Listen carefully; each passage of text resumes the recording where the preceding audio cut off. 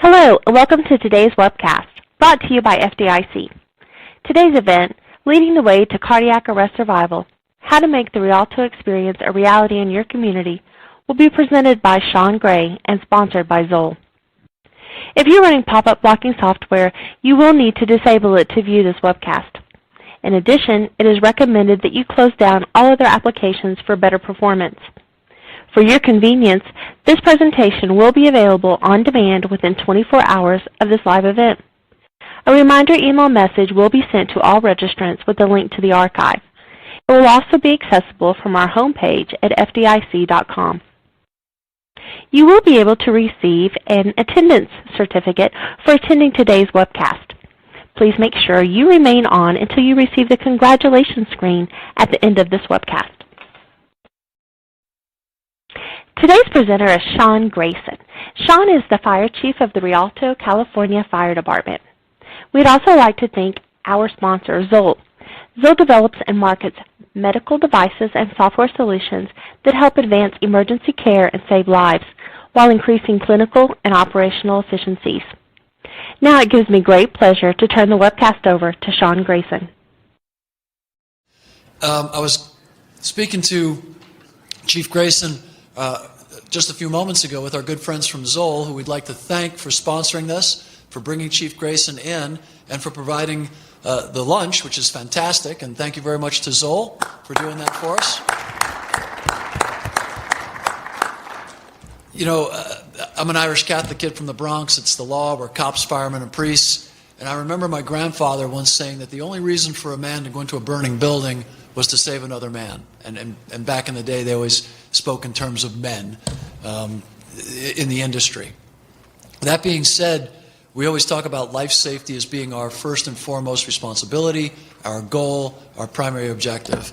And so today's presentation couldn't be more on target for the American Fire Service. This is a fire department that took 4 tools from Zoll, 4 concepts that Zoll has been incredibly elegant in creating ways for us to utilize them to help save lives more efficiently and more effectively. And Chief Grayson and the men and women at Rialto Fire came up with a way to do that that I believe is responsible, and I'm going to make a number up because I can, I'm an editor. I'm just kidding. But it was about over 100% increase or so? Or yeah, more than that. More than that. Which, you know, we talk about numbers, but if you look around the room, seriously, that means that 100% means if everyone in this room represents a possible cardiac, that means that every other one of us is alive. That's amazing. That's really amazing. That's somebody's mom, dad, a fellow firefighter, son, daughter. That's amazing. Why we wouldn't do this everywhere today is unconscionable. The tools are out there. Zoll is in the room. After you hear this, if you don't talk to them and find out how to get these products into your community, you're doing yourself, your community, a disfavor. You're dishonoring your oath and your honor. This is incredible. This is important. We need to share this story. Chief Grayson and the good folks from Zoll have made a series of movies or videos that they'll get to you. They're on their site. He'll travel. They'll help you. There's grants. There's support. There's absolutely no reason that every fire department in this room doesn't adapt these strategies, period. I'm so grateful that you're here. Your goal should be to spread the message. Chief Grayson will share everything he can with you, but I've lost someone to a cardiac event. We all have. Now we know every other person we can save, or maybe greater. So without any further ado, Chief Sean Grayson, Rialto Fire, and our good friends from Zoll.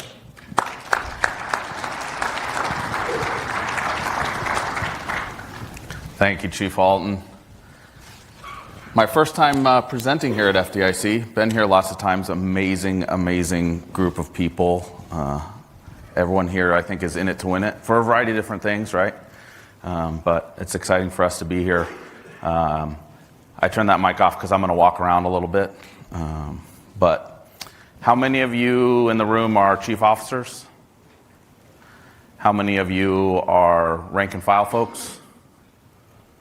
How many of you are doctors? I'll speak slowly for those folks. It's okay. So how many of you just heard Chief Halton say that there was going to be free lunch in the room at the opening session today and walked in? Awesome, that's cool too. So you're in the right place, because no matter which category you're in, hopefully at the end of the day, you're going to go take some more classes and go see some booths and learn a lot of other cooler things than what I'm going to talk about. But the things that I'm going to talk about, you could go home and save more lives with tomorrow and next week and for the rest of your career. And I hope some of you will take that and take it to heart. Before I go any further, show a brief video. It's the only video I show, don't worry. It has me in it, that's why I show it, because, I look good. But I hope by the end of today you all want to have a video that's just like this. Yours will be better and cooler because we're not that cool and I have a weird shaped head.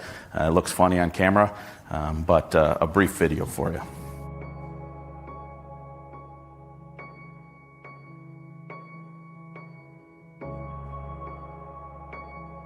You asked what we want to be known for. I would say the number that people want to fight us on the most is the UTC number. 71% neurologically intact survival to discharge in 2016 as an UTC number. And I love that number, but here's my problem with that number. It's not what I want to be known for. There are incredible organizations all throughout the country who are doing wonderful things with UTC, and I applaud them for that, and we will take as much of their knowledge base as possible to plug into our program. My biggest problem with UTC, not a problem with UTC, but in trying to provide services to the city of Rialto, is that that's such a small percentage of our cardiac arrest victims. And just like we don't want to discriminate based on where you live, what you do for a living, or any other aspect, I don't want to discriminate based on what rhythm you're in. So if we wanted to be known for something, and we don't, we just want to do our job, meet our mission, take care of the city.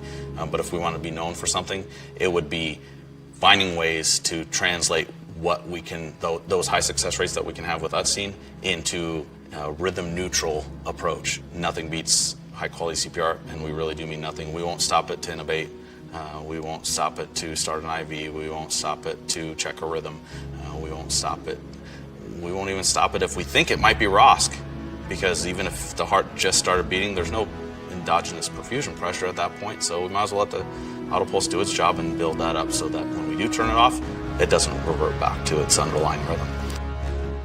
It is my job absolutely to champion the cause of both our fire and EMS folks. We really do, as we spoke about earlier, our goal simply is neurologically intact survival from sudden cardiac arrest. There's no percentage, there's no value, there's no anything else. It doesn't matter which part of town you live in, how much money you make.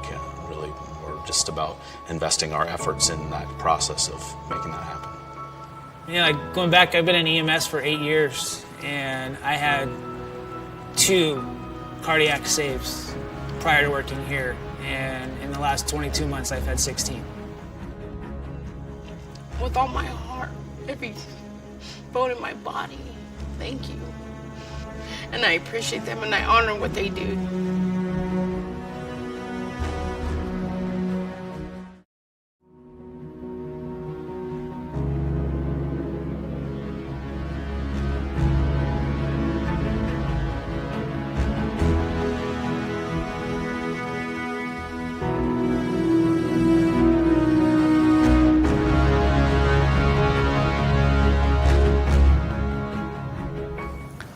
Old number, 71%. The number now is 83%. Any, you guys in the room know what UTC means? Do you care? A couple of you. Still don't care. Just like I said in the video, still don't care, because we're not looking for the 10% of our cardiac arrests to live. We're looking for all of our cardiac arrests to live. So when we started in this business, there's some youngins in the room, so maybe not you, but when we started in this business, it was all about the people that we could shock, and if we could get to them fast enough and shock them, we could save them. And while that's still true today, every year there's less and less of those people. People go home from the hospital with sicker hearts than we used to put in the ICU 20 years ago. So we are looking to save them all. It's not really about the ones that we can shock, it's all about the ones that we can save. And from the city of Rialto's perspective, it is only about survivors. It's not about numbers, it's not about statistics, it's really about the people that go home. And that's what we're going to talk about all throughout the day. So, not all throughout the day, I only have like 40 minutes. So, a couple questions for you. How many of you know your sudden cardiac arrest survival rate in the community that you work in? Raise your hand. All right. I'm going to ask some more sensitive questions so you don't have to raise your hand. How many of you know how many cardiac arrests you had, what rhythm they were in, what your compression fraction rate was on those patients, whether or not you followed your bundle of care, how many of those patients got a heartbeat back, how many of them went home from the hospital, and how many of them have you met and presented to your elected officials?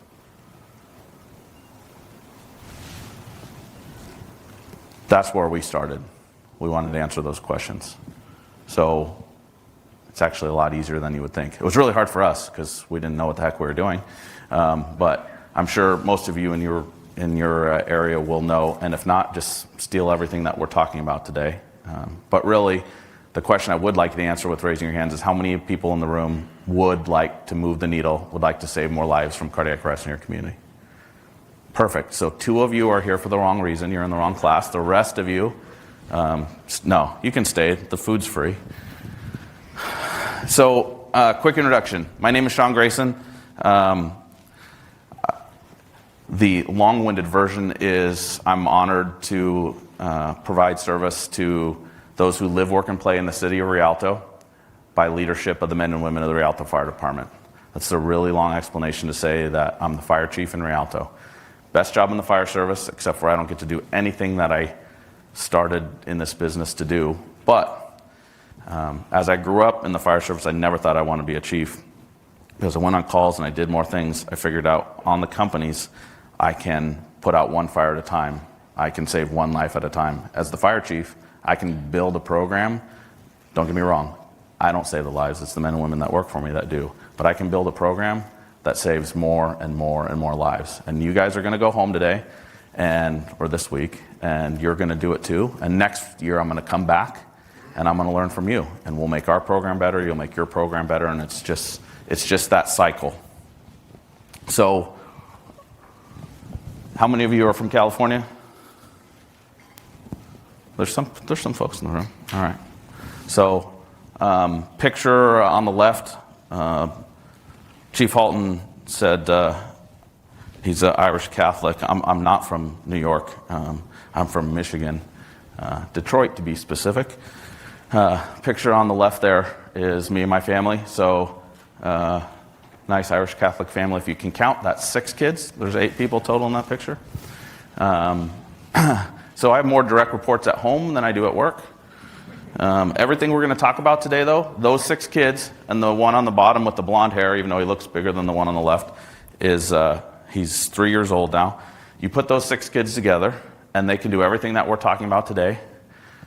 They can do good, high-quality CPR with feedback. They can put on an auto pulse. They can intubate a mannequin. They can do all of those things with not more than 4 pauses in CPR for not more than a total of 6 seconds in pauses. So if my kids can do it, anybody can do it, right? That's not how I teach it to my firefighters, because it sounds bad, but they will tell you it's kind of similar, right?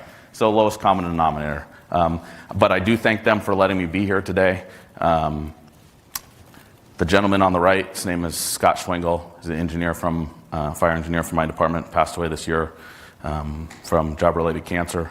That's his grandson, Bryce, front bumper of one of our fire engines. Everywhere I go, I take him with me, keep him in my heart, keep him in my prayers, and I know he'd be honored to be here and be talking about cardiac arrest. So why are we here? Can you read that number? The green slice survivors? Can you read it in the back of the room?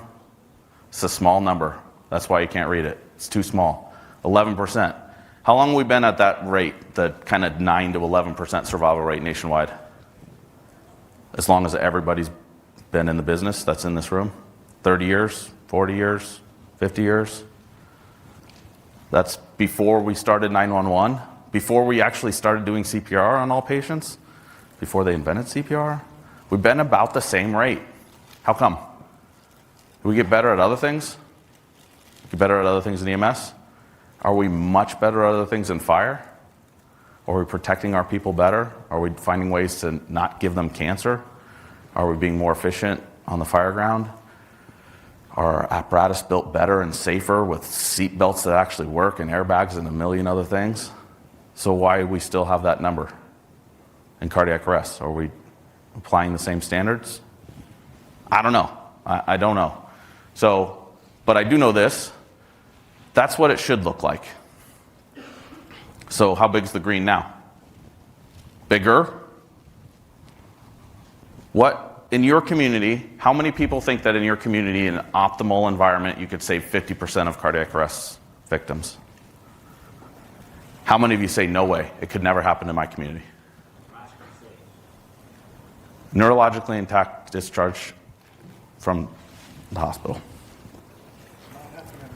No way? Not happening now? How many? How many ROSCs? 80% ROSC. All right. Pass away 20 minutes later. So how many of them live? How many walk out of the hospital? How many you take? You bring them there in an ambulance. You bring them home in a fire engine. We have communications issues with one of our hospitals. Communications issues. So you don't know their status, is what you're telling me. Just get that they're maybe alive on the 5th floor and they don't let us know. So he said he got maybe that they're alive on the 5th floor, but not much more, or maybe nothing at all. Anybody else have that problem? How many of you have outcome data on every single patient that you transport or that you see in the field? A couple hands. You guys are awesome. I want to talk to you afterwards because you're doing something right. That's not most of us. The reason I'm here is simple. I don't know how many people are in the room. It's about 100. This is a big room. About 80 of you are going to leave and go have some adult drinks tonight and forget the name Sean Grayson ever existed in your brain. But about 20 of you are going to go home and say, maybe there's something there. And I'll take 10% of that. 2 of you are going to adopt our program or somebody else's program and make a difference. And next year, that'll be 100 people that are alive that wouldn't have been otherwise. That's why I'm here. Raw numbers, pretty easy. Who's that guy? Tell me his name. Dr. Evil. All right. Who's the guy next to him? Same. That's my cousin, Dr. Evil. I wish it didn't look so similar, but it does. Other than the eyebrows, I can't do the one eyebrow thing. I can do the pinky finger thing, but my wife told me I can't do it in Indianapolis. So, all right. Well, there's a purpose to this. So, I believe, my department believes, and many of the people that are doing what I talked about earlier in the video, wonderful things with sudden cardiac arrest, believe that the number one driver of why we're not saving lives, why we don't see 90% survival, is because of our assumptions. You can change what you do. I can teach you, I can help you. You don't want me to teach you, you want one of my guys to teach you because they're a lot better at it than I am. But if you don't change your assumptions, the outcomes will stay the same. All right? So, Dr. Evil. What's that word? Say it out loud. What's that word? Evil. All right. So you had to make some assumptions there, right? I'm speaking English. Those look like letters from the English alphabet. We tend to read from left to right. So, but you made some assumptions. But you didn't make the right assumptions in this case because maybe I formed the question wrong. Nonetheless, that word spells live. Change your assumptions. All right? That's an easy one, right? I show you a picture from, a movie, and the guy looks, well, he looks better than I do. He's got a level head. Mine's not so much. So let's talk about this assumption. Anybody had this patient in the field, evaluated a patient like this, been the chief who got a report that had a patient like this? Your assumption of their outcome is what? How many of you think that they're going to live most of the time? You frequently see survivors in your asystolic patients, unwitnessed asystolic patients? No? I'm not seeing anybody jump up saying we save them all, right? So how many of you have not even worked this patient, or your crews don't work this patient occasionally? Or you give 2 rounds of drugs, some palliative care for the family, makes it look good, we tried to do something, right? Pretty normal. We did the same thing. Don't get me wrong. I'm not saying you're doing anything wrong, but I would suggest that if you change your assumption about that patient, much like evil to live, that picture would be the same one. It's the same word. So neurologically intact survival to discharge for asystolic patients in the city of Rialto, 25%. I'll say that again, 25%. For some of you in the room, your UTSD number, i.e. the people that are found in cardiac arrest that someone did bystander CPR and they're in VFib and you shock them, is lower than that, right? So we probably have some room for improvement there. We're in the same boat as you, don't get me wrong. I'm just hoping that by the end of today, you'll steal some of what we did because you want that word to be associated with all of your rhythms. I don't have any conflicts. I don't sell anything or make anything or really do anything. I'm the chief, right? I still go on calls, but it's really to say hi and tell the folks they did a good job. You know, if you could get a more dynamic speaker with a level head, I'm sure you would, but you're stuck with me here today. Couldn't afford to send anybody else out here. Zoll did pay for me to fly out here. I got in I was supposed to be in yesterday evening. I got in just in time to take a shower this morning and come on over here. So I'm a little bit jet lagged, but that's all right. It really is a pleasure to be here, and it is made happen by Zoll. That's the sticker that's on your box. But I'm going to share with you some of the things that we use, some of the products that we use. Some of them are made by Zoll. Some of them aren't made by Zoll. And, you know, I'm also going to tell you some stuff that maybe they don't want to hear, and that's okay. But we do like full disclosure. That's station 202 C shift in my fire department. It does take a team, right? So fire service is a team sport. So there's really 2 components to this team. It doesn't include the fire chief. I'm just like got the pom-poms, rah-rah champion for this initiative. I am a recovering paramedic, so I did this for a long time, and I can tell you for sure that I did it wrong. Everything that we're going to talk about that led to not saving lives, I did. I did my whole career. You know, if I only knew then what I know now, I guarantee there'd be hundreds of people alive. I've been doing this for not a long time, but a while. So I did used to have a full head of hair, and my head was a normal shape. I would suggest that you wear your helmet at all times, especially when falling out of a window, if you don't want to look like me when you grow up. But that's my team, or part of it, and it really does, you know, take a team. But how we got here, anybody believe there's a silver bullet to cardiac arrest? We just do this one thing, and it'll all be better, all right? So that machine is real. It does exist, sold in the Sears and Roebuck catalog. You could buy it online if you wanted to, right? And it would gently rock the person back to life. That's awesome. If we had that, it'd be cool. So what we have found, we didn't discover it, we just found it, right? Is that it's all about a bundle of care. And anybody that's in the science, that's in the business, will tell you the same thing. There is no single thing. We're going to talk today, maybe there is one single thing. It's compressions. We'll get to that in a minute. But it's not one single thing. There is no silver bullet. It's all about the totality of what you do, right? So we'll talk about compressions more because the bundle of care has to support the things that save lives.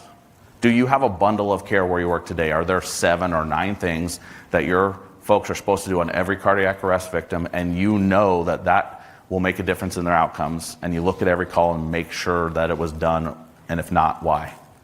Do you have that today? Or you just do what the protocol says? We did what the protocol says, right? Everyone has the same protocol. We have AHA. right? Does AHA says what to do, kind of. Does it say how to do it? Does it say high quality CPR somewhere in there? It gives you a rate and a depth. How many of you use active feedback to do depth, rate of compression, full recoil, and you use it religiously every time? And someone can look at it after the call and tell you whether you did it or not? That's awesome. This guy keeps answering questions. I'm going to have to meet him afterwards. So in our world, there's no silver bullet. It is just a bundle of care that we religiously follow, and we'll talk more about it. But the Rialto Fire Department, this is us.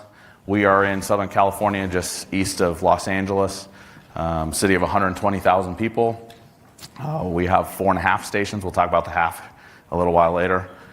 We staff 4 engines a truck, 4 ambulances. We run about 12,000 calls a year, about 120 working structure fires a year, which for that size of department we would call relatively high fire combat. So my folks see a fair amount of fire, but they believe in EMS too.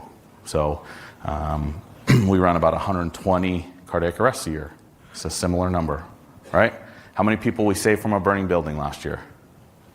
Guesses? 1, you're right. We pulled a 4-year-old out of a burning building, right? And that's about our average, 1 or 2 a year, right? Some years 0, some years 3 in a row, 0, right?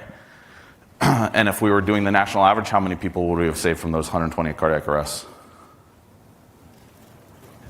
10, 11, which is awesome, right? That's like 10 times more than we save from burning buildings. Carry the 7, I think your math is right. But how many do we actually save? Of those 120, it's all, everybody we put hands on. Not just us team, not just the ones in VFib, 49 of them went home alive. So we love fighting fire, right? But how many lives did we save? So there is nothing that causes more death in my city than cardiac arrest. Not cancer, not stroke, not heart attack, not burning buildings, and not homicides. Not all of those put together cause more deaths in my city than cardiac arrest. And my guess is the numbers in your town are not that much different. And we have homicides, unfortunately. We still do. But men and women of the Rialto Fire Department are the ones that get it done. It's not me. It's my EMS division that takes all of this stuff and trains on it. And it's the men and women in the field that do it. But I get to share it with you today, and it really is a privilege. This is on the wall in my office. It says mission-centered, data-driven, outcome-oriented. How many of you have a mission statement that says we strive for mediocrity? How about we aim to try? Anybody got that? Right? No? Any of you have the word excellence in your mission statement? Yeah? It says we'll do an awesome job for the community, right? Part of my vision statement in my department says that we'll be an organization that changes lives. It says that we will measure what we do to the community in lives saved and quality of life protected. We will measure lives saved and quality of life protected. So that's the mission part. Data driven. How good have we been with data? Really awesome? No? Not so much? Yeah. Most people could tell how many calls they went on, right? Usually, if everyone filled out the reports, right? But we're not great with data, right? So we tend to hire people that do data for us, but they're not the people that actually do the stuff in the field. And so then we have to hire a translator, right? So we're not great at it. And we're not great at it in Rialto, but we're working on it, we're getting better. And then outcome-oriented. Outcome-oriented in my community means this. People go home alive in the same mental condition that they were when we first met them. That's it, all right? It's a lot easier to say than to do, but that's where we're at. So let me start at the beginning of our program. 2013, we were on paper patient care records. How many of you used to do those? So in California, it took a long time for us to get to electronic because we fought it, right? We don't want to do that. It's going to take longer, lots of excuses. So I had the privilege of doing some published research that looked at cardiac arrest survival in Rialto in 2015. And remember I said that we measure lives saved and quality of life protected. Our ROSC rate was 23%. 3-year retrospective, 23%. So we're thinking, survival discharge was actually pretty good. About 60% of those. 60% of 25. Are we not close to that 11% national average that we've been at for 30 years? So it's not that good. We'd had the auto pulse since 2009. So we thought, what the heck? Why are we not better? We should be better, right? Because we have the silver bullet. We have an auto pulse. It's going to save everybody. That's what we thought. That's what we assumed. But we dug into the data, and we could prove that we were not meeting our mission. We were not living up to our vision. So you have two choices as a fire chief. One is you take that report and you put it in a drawer, and you put a whole bunch of other stuff on top of it. And that's really, really easy to do because there's always enough paperwork to put on top of everything else to make something go away and ignore it. Or you jump out there and you say, that's not good enough. We need to live up to our mission, and we're going to save more lives. I wish we would have done some research and talked to some people, because we could have stole a lot of this crap. But we didn't. But we learned a lot of things along the way. So here's the biggest part. Here's where it started. I get an email from my EMS chief, and it says, hey, we went, because I make them go out on calls and watch what happened. Because for a while, I'm guessing like most of you, the only thing we could go off of what happened on a call was the patient care report that the paramedic filled out an hour after the call based on his recollection of what happened and what the protocol says he should have done, and a combination of other factors. Are those reports accurate? Are they perfect data to make decisions to save lives on? They weren't, right? So I used to force my folks to go out and watch. I threatened to put body cameras on our medics. And the reason I did that is because I have fire arson investigators. They carry guns, and they wear body cameras. And so we have footage of some of our cardiac arrests, so we could pick out some of the things that happened. But so my EMS chief says, hey, we ran 3 cardiac arrests. It's an email to me. We had 3 cardiac arrests with the crews this weekend. We figured out what the problem is. The auto pulse is useless. For those of you that don't use it or don't know, the auto pulse is a mechanical CPR device. I don't know what it costs, $12,000, $15,000, right? So that's awesome. I get an email that says this thing that I have on literally everything with red lights and sirens is useless, is now a wheel chuck. Before I freaked out, well, I freaked out a little bit, but before I freaked out anymore, I kept reading the email, and he said, because we use it the same way we do hand CPR, manual CPR, we stop. Basically, he says, hey, there's a stop button on there, and we let the folks use it. Well, that was it. That was our eureka moment. So it wasn't necessarily about the tool, it was about the way we used the tools. So that started us on a path, and along the way we found a whole bunch of other things, and we'll talk about those. But that's how we started. So that auto pulse thing is amazing. It really is, and we'll talk about why. But it's not because it says Zoll on it and because they paid for your lunch. It's because what it does for outcomes. If throwing a rock at somebody's head saved more lives, I'd buy rocks and put them on my fire engines and ambulances, and we'd have a policy on how to throw the rock. All right? So it's not about the tools you use, it's about how you use them. So we looked at all the things that we were doing wrong, because we said, well, it's not, there is no silver bullet. That's not just the one thing. Because we assumed for a long time we have auto pulses, we must be saving a lot of lives, and we really weren't. So we said, well, let's look at this thing on a holistic approach. And this is it. Too much time off the chest. How many of you spend 95% of the time on chest, 95% compression fraction rate? You think you do? Can you prove it? No? Cool. I'm with you. Too quick to transport. That's a weird one. How many of you you did CPR for a little bit, you got them intubated, you throw them in the ambulance, and you drive to the hospital? How many of you used to do that? Yeah? Some of you stay and play now? I like it. We didn't. Too much on reliance of ALS before BLS. You ever see someone start an IV before they got a good BLS airway in? No, nobody's ever seen that? No? All right. Well, on the West Coast, or the left coast as we call it, we were doing this, ALS before BLS, right? So not optimizing our available tools. We had a lot of tools and we weren't using them right. We'll talk about that. Not getting outcome data. You already shared with me that a lot of you have struggles with outcome data. We weren't training enough people in hands-only CPR, and we didn't have enough AEDs, and we didn't have a way to get them to people. So we set out on a process to change all of those things. This is the two most significant things. If you've not paid attention so far, here's 2 lines for you. There's no picture in this one, so the bullets might be important. We had too many pauses in CPR.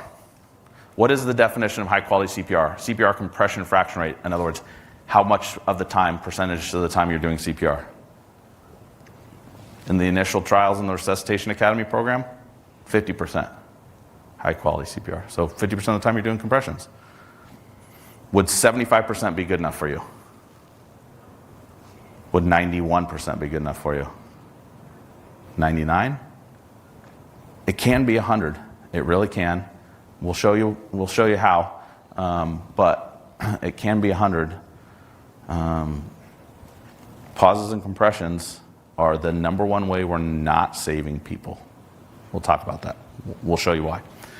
Ventilation rate too fast. By the way, if you're using feedback devices and you have case review or some other documentation that shows you every single compression, every single ventilation, tell me what your average compression fraction rate is. Anybody want to share? Ours was in the high 70s, which is good. It's better than everybody else in our area. Dude, that is horrible. It's horrible. We'll talk about why. How about breathing too fast? Ventilating too fast.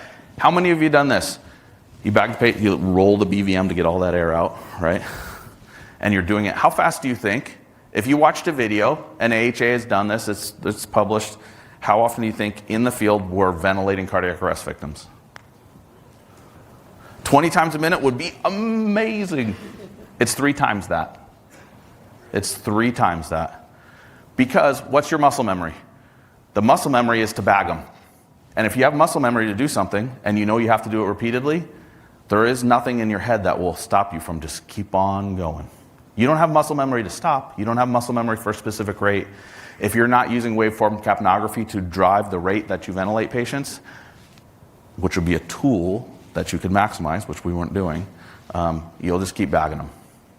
And if you don't believe me, and again, maybe it was just us. Rialto could just be messed up. I'll accept that. It's my job to accept that my folks do their best. And sometimes if I don't train them well enough, their best is not good enough. So we got to change the training, right? But across the country, we bag way too fast. What do you think the rate should be? What's the HA say? What's the rate should be, cardiac arrest? 10 to 12? Let's say you had a patient that has good end-tidal CO2, 35 to 45 is where we want them to be, right? And a pulse oximetry reading of 98. I know they're dead, but you can get a pulse ox on them. What do you think our actual ventilation rate is for those patients to keep them in 35 to 45, keep them at 98 or 99% pulse oximetry, and these patients actually achieve ROSC? What number? It's 1 hand or less. You're like, God, I can't do that. I can't stay on scene for 30 minutes. I can't breathe that slow. I can't not just pick them up and run to the ambulance. I know. We couldn't either. I did the same thing my whole career. And you can keep doing that. I'm just suggesting if you want to save more lives, we have to change our assumptions. All right? So, I know not everyone reads GEMS. But we were honored to be both the cover and an article in GEMS in December of 2017. And we shared our toolbox. So remember I said that we had that aha moment and it became a tool, and then we had 6 more. This is our toolbox. Those are the 7 things. Let's run through them. You really can take them home and do all of them. Even if you can't do all of them because you can't afford to buy one of the things in there, you can still do most of them. And we'll talk about the one thing that you absolutely have to do, and that one thing by itself will save a ton more lives. Continuous CPR. We say nothing trumps compressions, nothing. That started before he was the president, so it's okay. It's not a trademarked word, but nothing trumps compressions, nothing. All right? We won't stop CPR for anything that doesn't make an outcome, or doesn't change their outcome. okay? We'll share with you that there's only 4 acceptable pauses in our system for CPR. Only 4 acceptable pauses in our system for CPR, and that total should be less than 8 seconds. Total pauses should be less than 8 seconds, okay? So we don't stop it to shock. We don't stop it to intubate. We don't stop it for a rhythm check. We don't stop it to give drugs. We don't stop it for, like the video said, even if they got a pulse back, we don't stop it. Because what happens if you stop it right away? What happens if you stop compressions at the minute you think that they're alive? They'll be dead again soon, right? And is that good for their heart? Most of you firefighters in the room, right? So you're spinning that pump and it's not primed, right? And you prime it just enough that water comes out, but not keep priming it, and then air comes back in and you lose prime. That's what we're doing, literally what we're doing. So, compression fractions. This is not perfect. I'm not saying that I love it, but this one's 92.9%. 92.9%. It's not high enough. That person lived though. So let's look at, this is real data. This is from our case review software. We look at every single call, every single compression, every single ventilation, every moment of ROSC we look at for every call. This is real data from us. Longest pauses, 4.4 seconds, too long. 4.3 seconds, too long. 2.3, that one's okay. All of these stop 15.6, 15.5, 15.6. Why they stop? Turned off the auto pulse because they have pulses back. That's why. That number is significant. One thing that all of our patients, essentially all of our patients that survive neurologically intact have in common, 10 to 12 minutes of uninterrupted CPR. Truly uninterrupted CPR. 10 to 12 minutes of truly uninterrupted CPR, that's it. It's not causal, but it is corollary, right? It's not the thing that causes it, but it is the thing that you look and you take away all other factors. All of our survivors have that, all right? So, if we limit the pauses at the beginning and we get them on the auto pulse and we never pause after that, we shorten that window to where we can get ROSC. It's just simply that. So, continuous CPR. We use the auto pulse device. We will do manual CPR with feedback until we can get the auto pulse on. In my system, most frequently, both my ambulance, the fire department runs the ambulances and the fire engines, will arrive at the same time. And we really do the 4 pauses. It takes about 15 seconds to get an auto pulse on. Really 15 seconds. We have races and we videotape them because this shift at that station sends it on YouTube to this shift at that station. I got it on faster. That 15 seconds is not pauses. There's 3 to 5 seconds maximum of pauses and compressions to achieve getting the auto pulse on in 15 seconds. So, continuous uninterrupted CPR. So, how many of you have a mechanical CPR device? How many of you use manual CPR? So about half and half in this room, because most of you weren't looking backwards. We're about half and half in this room. I'm not trying to insult anybody's intelligence, nor am I suggesting that you have the budget necessarily to buy things. But rotaries do cool bake sales, and you can buy a mechanical CPR device with a bake sale. Believe me, it has been done. But in any other place in medicine, we would not accept something that needs rate and depth, precision, has to be perfect every time, because we know that has to be perfect because that 10 to 12 minutes of perfect CPR is what leads to ROSC. We wouldn't accept that we would do it with a human that can and will make errors, right? So imagine you're going in for surgery. It's going to be a 6-hour surgery. Anesthesiologist meets with you, looks at your airway, talks to you a little bit, and says, hey, I'm just going to intubate you and I'm just going to bag you. I'm going to be listening to tunes, Pandora in my earbud, and I'll just bag you however much I feel like. Somewhere between 1 or 0 and 60 a minute. You would never accept that because there's a ventilator in there, right?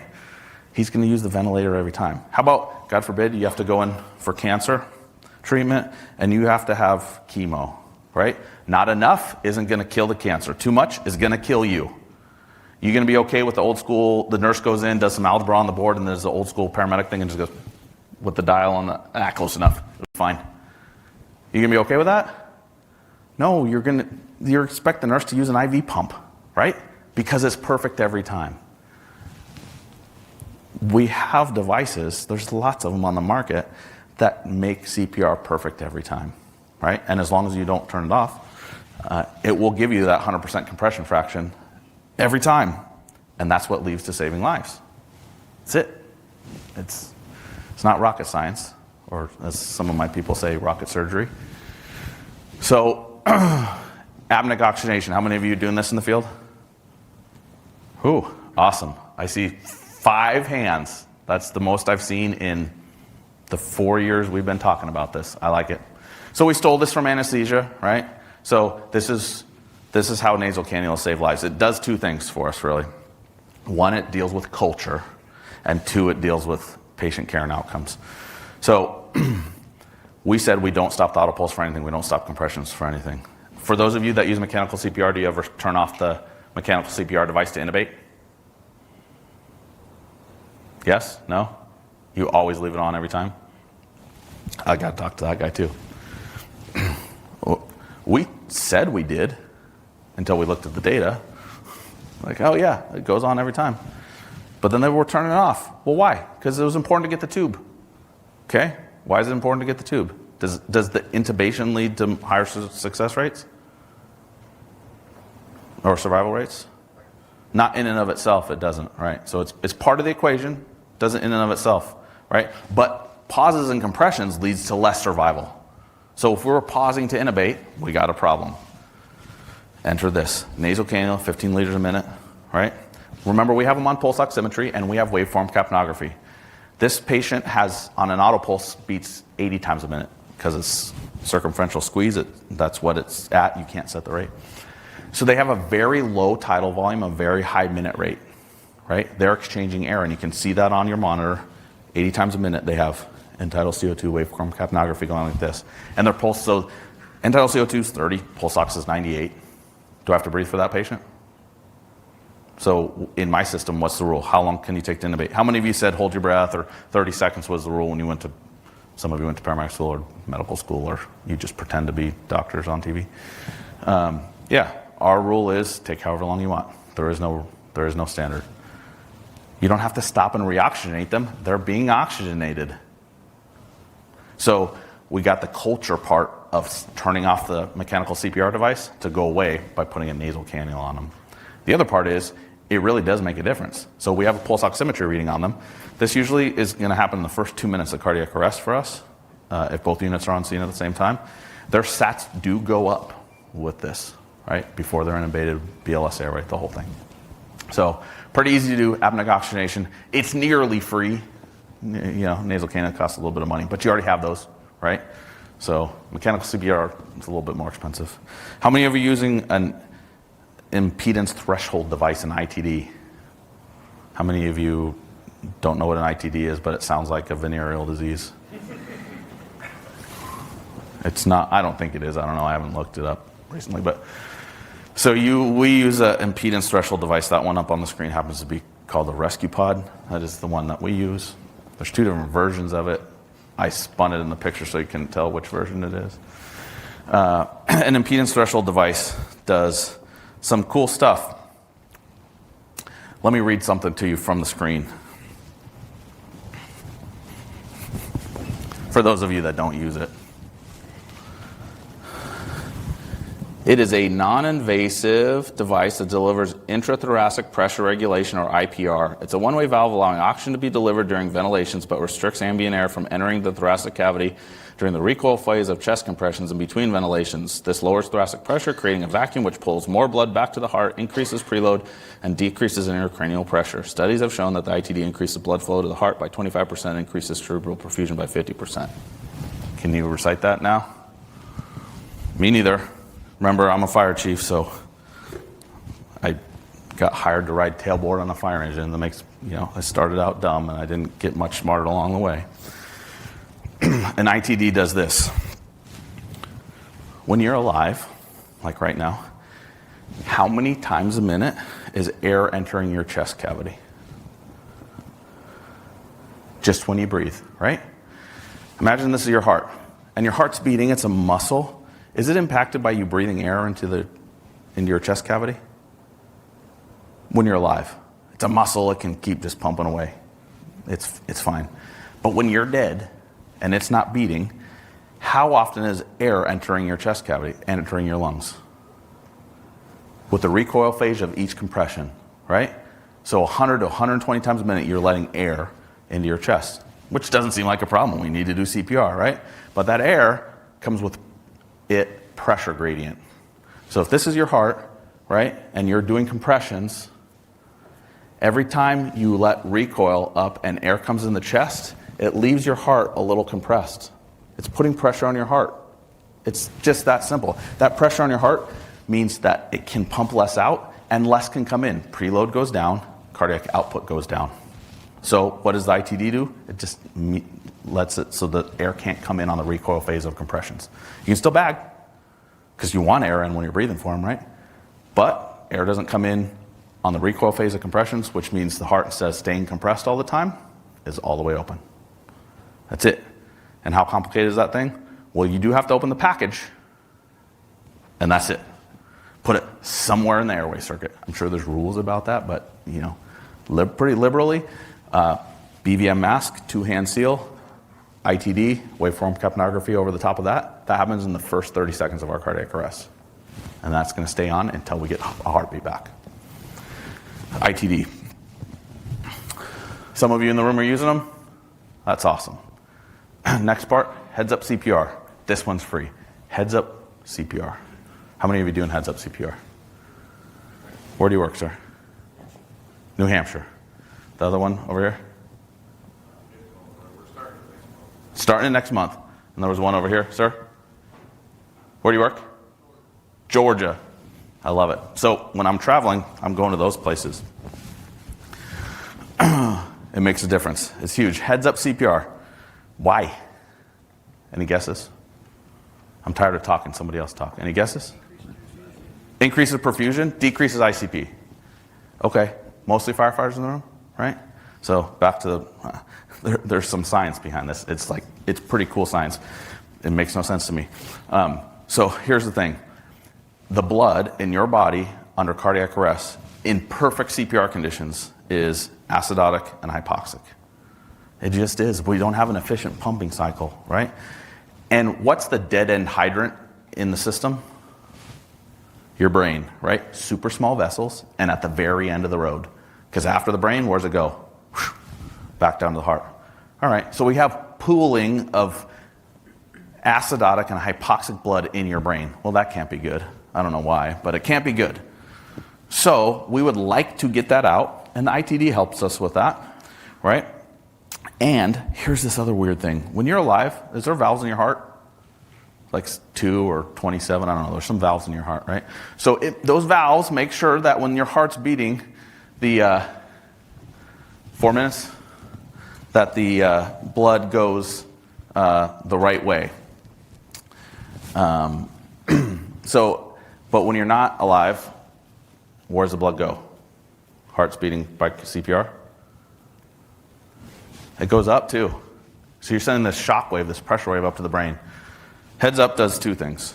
It reduces that shock wave by raising the head, right? And now you have head pressure, so the shock wave's not hitting it, and the blood just drains out. That's it. What's that? VFib? What rhythm do we shock them into? Asystole. How many of you done that? Yeah? Okay. How come? Why'd they go into asystole? Not receptive. Why weren't they receptive? Hypoxic and acidotic, right? So we don't shock everyone in VFib. It's that simple. Sounds funny. You're like, oh, we shock everyone in VFib. We don't. You got to have 20 millimeters of mercury on end-tidal CO2 to be shocked. Why? Here's the numbers in Rialto. Retrospective, of all the people we shocked with end-tidal CO2 under 20, how many of them lived? 0. What's our survival rate for those that we shocked over 20? 75%. Which category you want to be in? If you're in VFib, which category do you want to be in? Waveform capnography. What? I just told you we use waveform capnography for determining if we're going to defibrillate, right? We use it for a lot of things. The biggest thing, though, we use it for everything in cardiac arrest. But we say if their end-tidal CO2 achieves over 15, you have to stay for 30 minutes on scene. So 30 minutes. Why? Something to think about. I told you 25% of our asystolic patients are discharged from the hospital neurologically intact. When do they get a heartbeat back? 25 minutes. On average, 25 minutes into the arrest. How many of you are stopping cardiac arrest workups before 25 minutes sometimes? We were too, and we're leaving lives on the table, right? We get them back at 25 minutes. How do we know to work that? We use waveform capnography. We use it for everything. Now, don't get me wrong. If it was 4 and it stayed at 4 and it never got any better, we'll terminate resuscitation. Over 15 at any point, we keep working it. Deprioritizing epinephrine. We give epi as our first drug in cardiac arrest. I'm assuming all of you do too? Yes? Does it change outcomes? Does it increase ROSC? The studies say it might. It doesn't in Rialto. Does it increase neurologically intact survival? No, it decreases neurologically intact survival. That's just the math, right? I'm not saying you can't give it, but I'm saying all the other things we talked about increase neurologically intact survival. So shouldn't we do those first? Instead of doing a crappy BLS airway to rush to get the IV and give epi, we just make sure that they do everything else first. In our system, you have to do everything else first. And it comes down to this. We create a wheel of survival. The wheel of survival is this. It's all those things we just talked about, put into motion, and at the end of the day, we hope that they achieve ROSC and drop down in here. I'm not going to hit everything in that deal. We'll give you anything you want. All of our curriculum, all our training sessions, all our videos, everything that we do is free. And all we ask is that if you use it and you find a better way to do it, you tell us where we're messed up. But one thing on the center here, how many of you do therapeutic hypothermia in the field? Does it make a difference? Can you measure whether it makes a difference? I'll tell you right now, back to the throwing the rock, I could put hot packs on people's axillas. That's the opposite way, right? We want to cool them down. And it's better for the patient, and here's why. I don't suggest you actually do that, by the way. But clinically significant hypothermia, as measured by the intensivist, right, in the ICU, is reduced by 3 hours by us doing it in the field. It didn't matter that whether we cooled them off or not, just the fact that when we got to the ER, we said, we've started therapeutic hypothermia. What did they do? They start their therapeutic hypothermia. What if we don't say that? Where do they start it? Up on the floor in the ICU after they do all this stuff, go to the cath lab, do some other stuff, right? So that's it. That's my little spiel on therapeutic hypothermia. I said 4 pauses of CPR. 1 second to place a feedback device. If you don't care about anything else I said today, just do this. Please go home and train your people to do this. You need to have CPR feedback. It's some device you put on their chest. You have to lift your hands off their chest for a second or less to put that device underneath there, right? Now you're doing compressions. We do anterior, posterior defibrillation. Why? Because our first shock success rate was doubled by going from anterior to going to anterior posterior. And we have read-through technology where you can see the underlying rhythm while the autopulse is going. Very important to us to be able to see what the underlying rhythm is. But you have to lift them up to put the pad on the back. 5 seconds max, should take less than that. Place a mechanical CPR device on, 15 seconds to get on, but no more than 5 seconds of time off chest. And then to start any mechanical CPR device, you have to keep your hands off of it, right? So you have to lower something down or put a band on. That's it. 4 pauses. After those 4 pauses, which in our system is in the first couple minutes, no more. And then what happens in 10 to 12 minutes? Unless they're an asystole. ROSC. You get ROSC. So we worked on all of our errors. But here's our results. Here's the things you might care about. Before, 23%. This is ROSC. We just added an ITD. Went up to 40%. If you do all of our tools for everyone that we put hands on for the last 3 years, our ROSC rate is 60%. And our Utstein is 83%. So the next question is always, how many of those people lived, right? Well, it varies by rhythm. I already told you asystolic patients, 25% of them neurologically intact survival. Utstein 2, people that a public access defibrillator was used on, 100%. And everybody else is somewhere in between. So 41% of our patients of all rhythms that we see in cardiac arrest leave the hospital neurologically intact. So we could do better, but I'm guessing that's a bigger number than some of the people in the room. Some of you probably have a bigger number than me, but I don't care about the number. I care about the people. All right. We celebrate all the successes. That's the hospital where we went to thank the hospital folks. The bottom is a dispatcher. She saved a life with CPR. that ribbon we give to all the folks to wear, we're firefighters, right? We got medals of valor and life-saving awards, and I got more people arguing over that ribbon than anything else. I'll say this simply. We give that ribbon for your first ROSC, and you get a number that goes in the middle of it, and it changes every time you get one. We've been doing this since 2016. I have people in the triple digits. It's awesome. We love it. I could talk all day on this, but here's the thing. If you're looking at your cardiac arrest survival data right now, stop looking at the stuff that worked. Because who cares? You already saved that person. Start looking at the things that didn't work. All right? Confirmation bias is why Station 13A shift will never bid with Station 2B shift. Right? Because like-minded people like to work with like-minded people. So you want to look at the things that reinforce that we're doing a good job. Who cares? You're doing a good job. Look at the things that you're not doing good at and make those better. And then you don't have to listen to my 2-hour lecture on that whole thing. So we have zero tolerance for failure in our system. But we say, hey, you know what? You're going to fail. It's okay. You're not going to get... Nobody ever gets disciplined for messing up in cardiac arrest, for not following the rules, because we learn a lot from it. Nobody ever gets disciplined for not messing up in cardiac arrest. They just got to tell us the truth. So we have failures and we have epic failures. That's an epic failure. Parking, well, it's not parked technically, it's crashed on the railroad tracks on a wildland fire in California. That rail cost $2.5 million an hour to shut down. It was shut down for more than an hour. Anyway, epic failure, right? That's us, that's Rialto, we've made epic failures. But here's the thing, how did we learn about defibrillating end-tidal CO2s only above 20? An epic failure. Somebody made a huge mistake, lots of huge mistakes, and they told us, hey, messed up on this thing. Can you review the call? And we reviewed it, and we said, he shocked this guy. End-tidal CO2 was low. It's before we made the rule.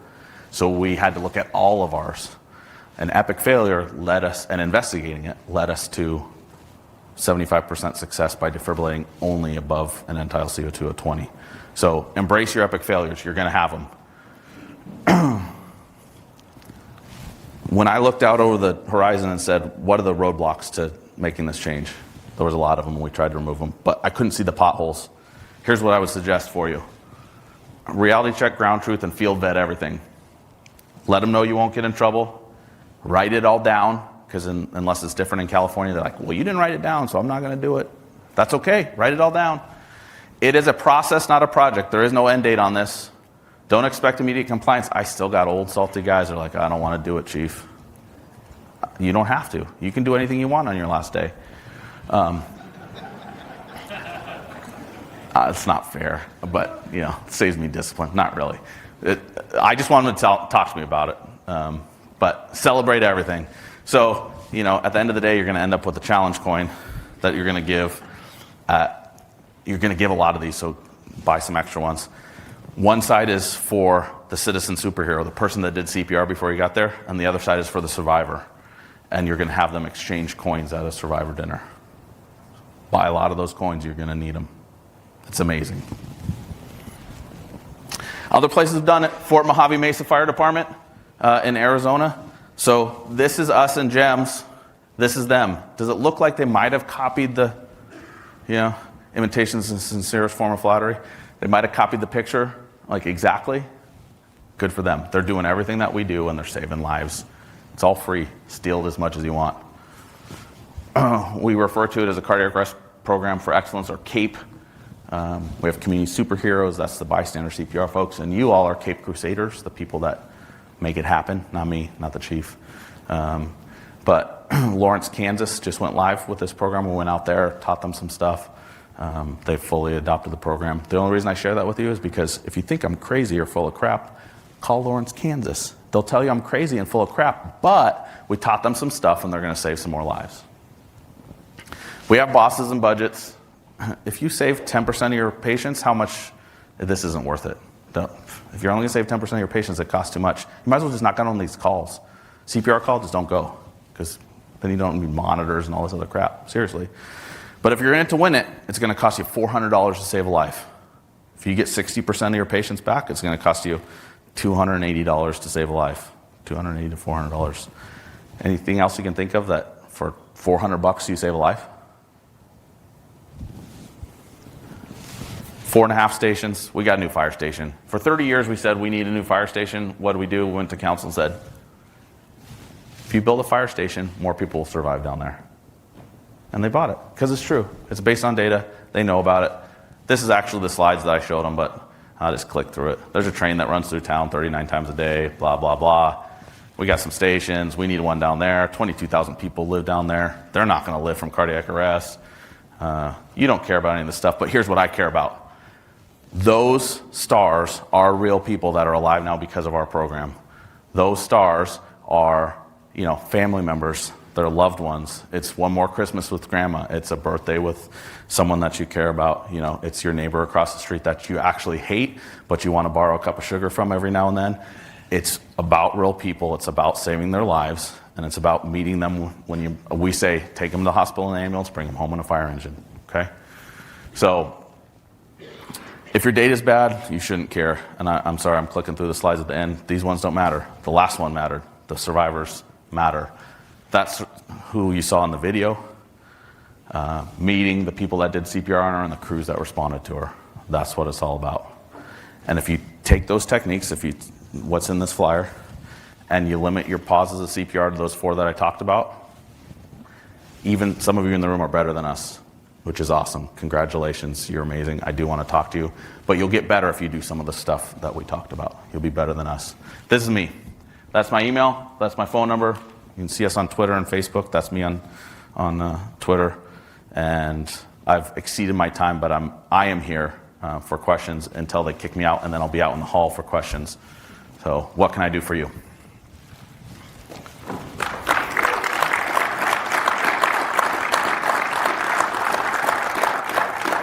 There's got to be at least one. Somebody's got to ask a question before they leave.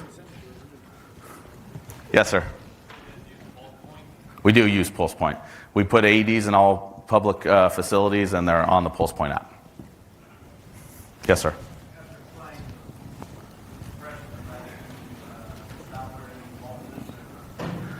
We don't look in the field. We're going to start a trial with that, but we do in the hospital look at, if I'm answering you correctly, at ultrasound to see if the heart wall is moving before we terminate resuscitation on anything that has electrical activity.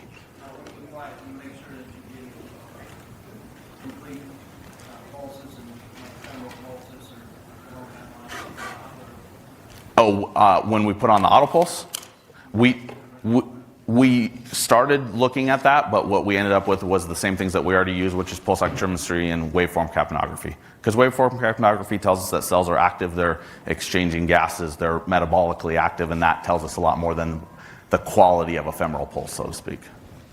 Yes, sir. We say BLS before ALS. ALS would be intubation. If you can't intubate them, crike them, and if you can't crike them, put a king tube in, except for we don't let them put a king tube in. And that's because the pressure it puts on the airway, you're basically going to kill them. The intracranial pressure will go up so high. So we're BLS, but we would run at BLS if we couldn't get an intubation. We're not, but we did a trial with video laryngoscopy of cadavers to look at the airway motion under CPR, mechanical CPR devices. We probably will move to it. Right now, it's just a money thing for us. Who else?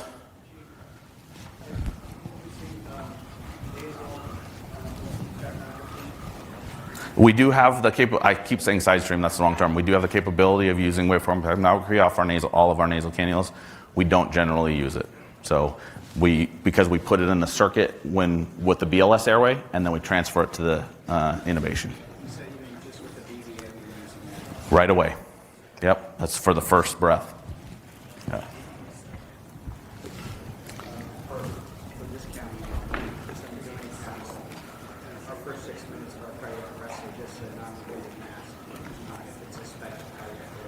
So he said first 6 minutes of his cardiac arrest is non-rebreather mask. I like where you're going with that. Our findings suggest that you could have some problems with atelectasis with that, and the pulmonary vasculature has collapsed to a certain extent under cardiac arrest, and we are 30-2 for those first 2 breaths before we get the auto pulse on for that purpose, to open up that pulmonary vasculature so that it doesn't stay partially collapsed and limit air exchange. But that's our findings. I'm not a doctor. I'm not saying that. Absolutely. Yeah, we would suggest that you need at least 2 to 4 ventilations on the very get-go to open up the pulmonary vasculature and to avoid atelectasis till you transition to an advanced airway. Yes, sir.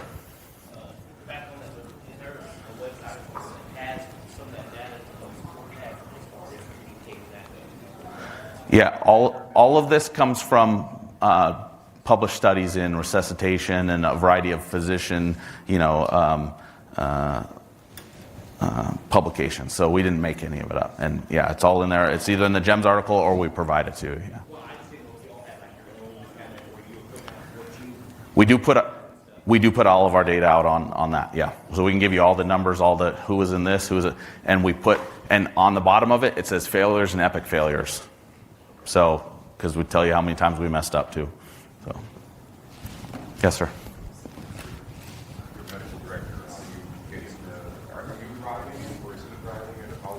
We're driving it.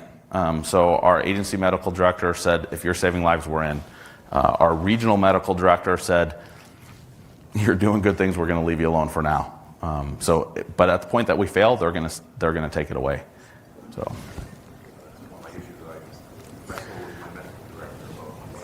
We have champion physicians that could talk to your doctor if you're interested in any of these things and explain it. Doesn't mean that he'll believe it. Doesn't mean we're right, but there are, MD means something to MD, and so, that's the way we generally handle that, yeah. Because we're just paramedics. Yes, sir.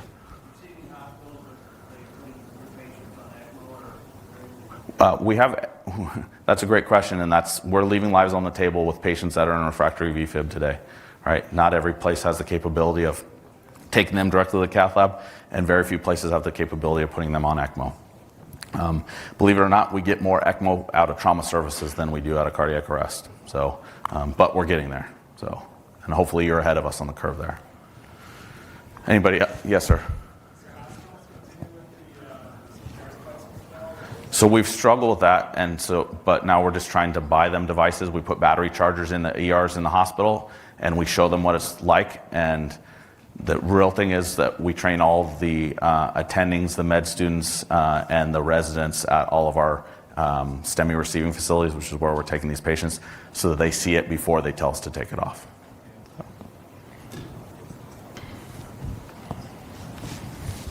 Thank you very much. On behalf of FDIC, I would like to thank today's speaker, Sean Grayson, and our sponsor, Zoll, for today's presentation, Leading the Way to Cardiac Arrest Survival, How to Make the Rialto Experience a Reality in Your Community. This presentation will be archived within 24 hours and can be accessed from our homepage at www.fdic.com. A reminder email message will be sent to all registrants, complete with a direct link to the archive. You should receive your certificate within 15 minutes of the end of this webcast. If you have difficulty receiving your certificate, please email us at webcastmaterial@pinwell.com. We thank you for joining us today and look forward to serving you with future webcasts. Have a great afternoon.